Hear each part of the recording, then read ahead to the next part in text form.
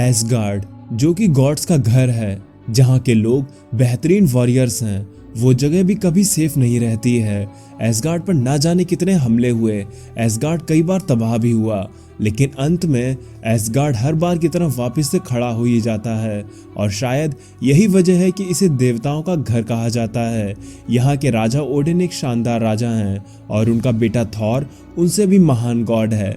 पर एसगार्ड जब भी नए सिरे से बना तो उसमें कई सारे बदलाव आए, और उन्हीं में से एक बदलाव तब आया जब मेलिकिथ ने एसगार्ड और बाकी के 10 रियल्म्स पर हमला कर दिया था। उस वक्त थॉर म्योनिर के लिए वर्दी नहीं था, पर उस म्योनिर को किसी को तो उठाना ही था, किसी को तो थॉर बनना ही था। इसीलिए एसगार्ड के इतिहास में ऐसा पहली बार हुआ जब कोई फीमेल थॉर बना हो, और तब हमने जेन फॉस्टर को एक नए थॉर के अवतार में देखा। पर अब जेन फॉस्टर थॉर की ड्यूटी से आज़ाद है और अब वो एक वेलकरी के रूप में जानी जाती है। तो हेलो गाइस, आप देख रहे हैं कॉमिक्स कम्युनिटी यूट्यूब चैनल, और आज से हम शुरू करने वाले हैं एसगार्ड की एक और अमेजिंग कॉमिक बुक को, जो कि मेरे हिसाब से काफ़ी इंटरेस्टिंग होने वाली है। तो अपना सपोर्ट दिखाने के लिए आप बस इतना कर सकते हैं कि अगर आपको ये स्टोरी जरा सी भी पसंद आए तो इसे लाइक कर देना। हम आपसे भी इतने ही सपोर्ट की उम्मीद रखते हैं। आई होप कि आपके हाथ इस वीडियो को लाइक करने में कांपेंगे नहीं। तो चलिए अब कहानी को शुरू करते हैं। कहानी की शुरुआत वेलकरी यानी कि जेन फोस्टर से होती है। वो कहती है, मेरा नाम जेन फोस्टर है, मैं एक बार डॉक्टर थी, फिर मैं एक पावरफुल हैमर के साथ थॉर बनी, और अब मैं एक वेलकरी के रूप में अपनी ड्यूटी करती हूँ। हालांकि मेरी काफी सारी ड्यूटीज होती हैं, पर आज मैं इन गुंडों को पकड़ने के काम पर लगी हुई हूँ। आइए मिलते हैं इन फास्ट 5 से। ये एक टुच्चा सा गैंग है जिसमें शामिल है gold rush, silver ghost, green light, red line और ब्लू। ये पांचों लोग डैमेज कंट्रोल की फैसिलिटी से कुछ सामान लूटने की कोशिश कर रहे थे, पर देखो इनकी किस्मत कितनी खराब है, अब इन्हें मेरा सामना करना पड़ेगा। वेलकरी को अपने सामने देखते ही ब्लू अपने गैंग को वेलकरी पर हमला करने के लिए कहता है। वेलकरी कहती है, तुमने ऐसा करने की सोची भी कैसे? और इतना कहकर वेलकरी ब्लू पर एक जोरदार वार करती है। तो अब अगला कौन है जो मुझसे लड़ना चाहता है, क्योंकि ये तो गया। अच्छा, तो अब समझ आया, तुम लोग यहाँ बड़ा हाथ साफ करने के इरादे से आए हो। तब तो मैं सही समय पर आई हूँ। तुम लोग तो मेरे ही एसगार्ड की चीजें चुरा रहे हो। एक्चुअली ये फास्ट 5 डैमेज कंट्रोल डिपार्टमेंट से एसगार्ड के कुछ हथियार चुराने की कोशिश कर रहे थे। जब अर्थ पर वॉर ऑफ रियल्म की जंग पहुंची तो बहुत से एसगार्डियन मारे गए, जिस वजह से उनके हथियार और मेलिकिथ की आर्मी के डार्क हेल्फ्स के हथियार यहीं पर छूट गए, और वो हथियार किसी गलत हाथों में ना पड़े, इस वजह से डैमेज कंट्रोल बनाया गया है। वेलकरी देखती है कि ग्रीन लाइट डार्क एल्फ का बनाया एक क्रॉसबो लेकर उसी पर एम कर रही थी, पर बिजली की फुर्ती से वेलकरी ग्रीन लाइट को भी ढेर कर देती है।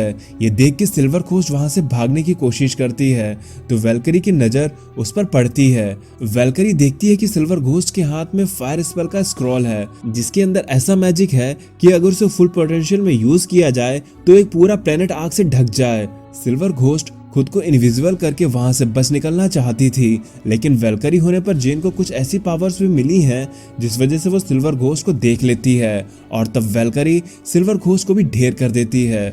वेलकरी कहती है कि ये भी गई, तो अब कौन है? इस बार वेलकरी के सामने गोल्ड रश था, जिसके हाथ में ड्रैगन फॉन्ग स्वॉर्ड थी। इस स्वॉर्ड को कभी ब्रनहिल्डा यूज किया करती थी, लेकिन गोल्ड रश वेलकरी का सामना करने के बजाय वहां से भागना ज्यादा सही समझता है, तो वेलकरी गोल्ड रश का पीछा करने के लिए उसके पीछे जाती है। पर तभी रेड लाइन वेलकरी के ऊपर एक कार फेंक देता है, तो वेलकरी रेड लाइन पर भी अटैक करते हुए कहती है, गोल्ड रश के पास मेरी फेवरेट वेलकरी की स्वॉर्ड है और तुम मुझे उस तक पहुंचने से रोक रहे हो। इधर गोल्ड रश उस स्वॉर्ड को लेकर गलियों में वेलकरी से बचता हुआ भाग रहा था कि तभी कोई अजनबी शख्स गोल्ड रश को बीच में ही टक्कर मारकर गिरा देता है। जब तक गोल्ड रश को समझ पाता कि उसे किसने रोका, कि तभी वो अजनबी शख्स गोल्ड रश से स्वॉर्ड छीनकर उसके ही शरीर में घुसा देता है। फिर वो शख्स अपना फोन निकालकर किसी को कॉल करते हुए कहता है, हेलो, ये मैं बोल रहा हूँ। हाँ, काम हो गया। ये काफी ही आसान काम था कि चोर से चोरी किया हुआ सामान उठाया जाए। अब बस तुम मेरे अगले ऑर्डर के लिए रेडी हो जाओ। इतने समय में वहाँ पर पुलिस और डैमेज कंट्रोल की सिक्योरिटी वहाँ पहुँच चुकी थी। वो लोग फास्ट 5 के चारों मेंबर्स को पकड़ लेते हैं। वेलकरी उनसे कहती है, गोल्ड रश अभी गायब है और उसके साथ ड्रैगन फॉन्ग स्वॉर्ड भी। हम जल्दी ही उसे पकड़कर आपको सौंप देंगे। तब तक के लिए मैं अब चलती हूँ। वेलकरी वहां से जाते हुए सोचती है कि ये कितना टफ काम होता है जब आप एक साथ दो काम करते हो। आप अपनी पर्सनल लाइफ और सुपर हीरो लाइफ को मैनेज कैसे कर पाते हो, पता नहीं स्पाइडरमैन ये सब कैसे कर लेता है। लेकिन अब वक्त आ गया है कि मैं अपनी ह्यूमन लाइफ में वापस आ जाऊं। जेन फॉस्टर वापस से अपने हॉस्पिटल में आ जाती है, लेकिन आज उसका दिन ह्यूमन फॉर्म में उतना अच्छा नहीं जाने वाला था। डॉक्टर हेगन जेन के बार बार लेट होने की आदत से काफी परेशान थी और वो इस बार नाराज होने वाली थी, और इस वजह से वो जेन फॉस्टर को डॉक्टर मॉर्ग के असिस्टेंट के रूप में काम करने के लिए भेज देती हैं। इधर डॉक्टर मॉर्ग अपने सामने एक डेड बॉडी को देख के उसे कुछ समझने की कोशिश कर रहे थे, तो वहां पर जेन फॉस्टर आकर पूछती है, डॉक्टर मॉर्ग आप इतनी देर से इस बॉडी को क्यों देख रहे हो, इसमें ऐसा क्या खास है। तो डॉक्टर मॉर्ग कहते हैं, तुम जरा यहाँ पर आकर खुद ही देखो, ये एकदम फिट इंसान है, पर इसकी मौत ऐसे हुई है जैसे इसे किसी ने धारदार चीज से काटा हो। मैंने अभी तक काफी सारी डेड बॉडीज देखी हैं जो या तो किसी बीमारी से मरी होती हैं या कोई गन से, लेकिन इस तरह से किसी मरे हुए इंसान को काफी समय बाद देख रहा हूँ। आज के टाइम में कोई तलवार से कैसे किसी को मारता है। तलवार का नाम सुनते ही जेन को डॉक्टर मॉर्ग की बातों पर ध्यान जाता है। जेन पूछती है, डॉक्टर क्या तुम मुझे ये बताओगे कि जब आपको ये बॉडी मिली तो इसने कौन से कपड़े पहने थे। डॉक्टर मॉर्ग कहते हैं, जब ये हमें मिली थी तो इसने गोल्डन कलर का आर्मर पहन रखा था। जेन ये समझ जाती है कि ये बॉडी गोल्ड रश की है और अब वो मर चुका है, पर अगर ये मर चुका है तो इसके हाथ से ड्रैगन फॉन्ग स्वॉर्ड कहाँ है। पर तब वेलकरी कुछ सवालों के जवाब जानने के लिए अपनी पावर का यूज कर वैलहला जाती है। वैलहला में जाते हुए जेन सोच रही है, इस जगह पर आना सच में एक गौरव वाली बात है। जब आप एक अच्छी मौत मरते हो तब आपको वैलहला नसीब होता है, क्योंकि अब मैं आखिरी वेलकरी बची हूँ तो मेरे सामने ये समस्या है कि मुझे वेलकरी की पावर्स, उनकी ड्यूटीज के बारे में ज्यादा कुछ नहीं पता है। तो मैंने सोचा क्यों ना मैं वैलहला में आकर वेलकरीज की सोल से बात कर उनके बारे में जान सकूं, ताकि मैं अपने काम को और भी बेहतर तरीके से कर पाऊं। जेन फॉस्टर को वैलहला में देखकर ब्रुनहिल्डा कहती है, काफी समय हो गया एक जिंदा चीज को वैलहला में देखे हुए, कहो जेन फॉस्टर तुम्हारा यहाँ किस लिए आना हुआ। तब जेन फॉस्टर ब्रुनहिल्डा के साथ बैठकर उसे बताती है कि उसकी ड्रैगन फैंग स्वॉर्ड कहीं गायब हो गई है, उसे किसी ने चुरा लिया है और मुझे ये समझ में नहीं आ रहा है कि मैं अपने काम को कैसे करूं। मुझे अर्थ पर गाइड करने के लिए कोई भी नहीं है। तब ब्रुनहिल्डा कहती है, ड्रैगन फैंग गायब हो गई है, ये तो काफी चिंता की बात है, क्योंकि वो कोई साधारण तलवार नहीं है, उसमें एसगार्ड का एंशिएंट मैजिक है।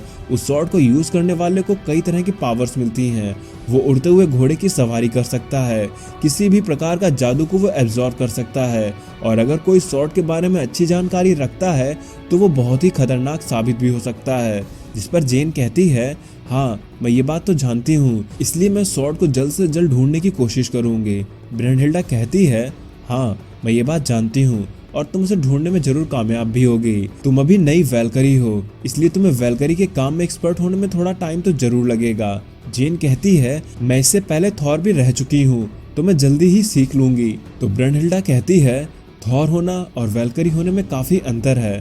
थॉर होना मतलब एक गॉड होना, लेकिन वेलकरी का होना मतलब एक जॉब। तुम अपने काम के प्रति प्रतिबद्ध रहते हो, तुम्हारी अपनी कुछ ड्यूटीज होती हैं जिन्हें तुम्हें पूरा करना ही होता है। तुम क्या थी ये तुम भूल जाओ, लेकिन तुम क्या हो बस ये याद रखो।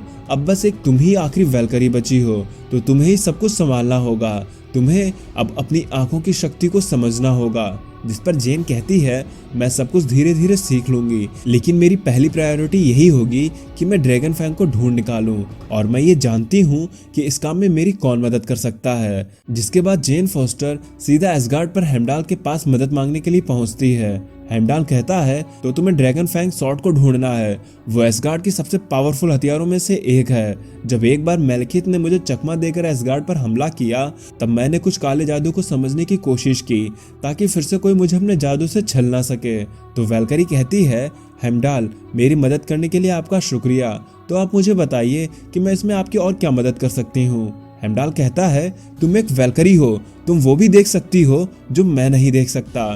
तुम अपने आंखों का इस्तेमाल करो।